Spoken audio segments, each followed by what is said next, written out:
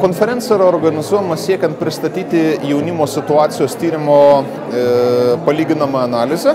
Tai yra pirmas toksai tyrimas platus per 20 metų, kuriame yra išnagrinėta jaunimo situacija visose 60 savivaldybių.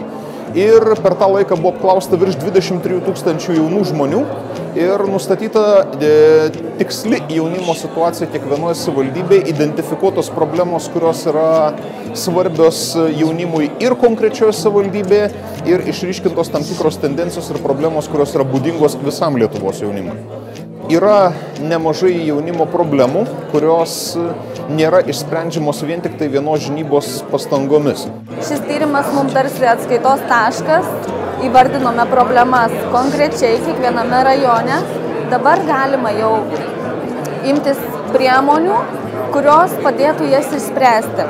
Jau seniai mes tą akcentuojame, kad be tarpžinybinio ir institucinio bendradarbiavimo mes neišspręsime jokių problemų. Todėl tikrai labai svarbus visų institucijų, kurios gali koordinuoti ir padėti spręsti problemą, bendradarbiavimas. Tai kompleksinis darbas padės mums pasiekti tikrai gerų rezultatų. Pačiai savivaldybei matyti duomenis ir juos turėti tai yra labai svarbus momentas, nes tiek politikams pristatant, tiek administracijos darbuotojams tu gali grįstą faktais pristatyti jaunimo politiką ir tada tu gali drąsiai stovėti ir gyveninti ir būti tikras už savo priemonės, kada tu planuojas.